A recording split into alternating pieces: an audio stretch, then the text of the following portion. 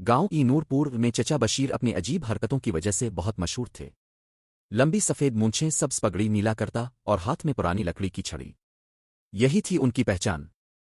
एक दिन चचा बशीर बाजार से वापस आए तो बहुत खुश थे।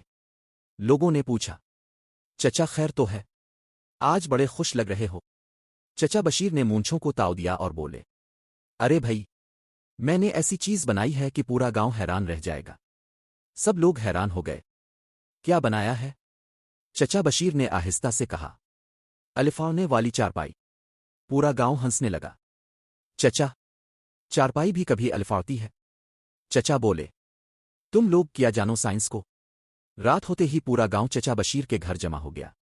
सहन के बीचों बीच एक पुरानी चारपाई पड़ी थी जिसके साथ पंखे, रस्सियां और मुर्गियों के पर बंधे हुए थे। चचा बशीर फखर से बोले, अब देखो मेरा कमाल। वो चारपाई पर बैठे और जोर से बोले, चिल्लू ऊपर। कुछ नहीं हुआ। चचा ने दोबारा कहा, चिल्लू ऊपर रख। इतने में पीछे बंधा पंखा अचानक चल पड़ा।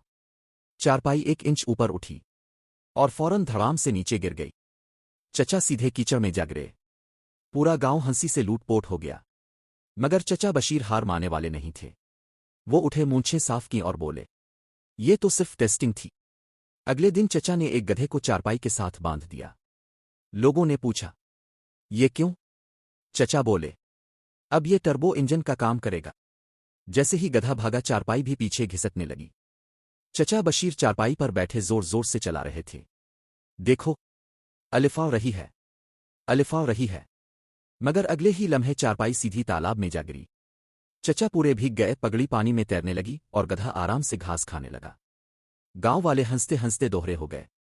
तब चचा बशीर खड़े हुए और बोले, ठीक है, अभी थोड़ी सी खराबी है, लेकिन एक दिन मेरी चारपाई जरूर अलिफाड़ेगी।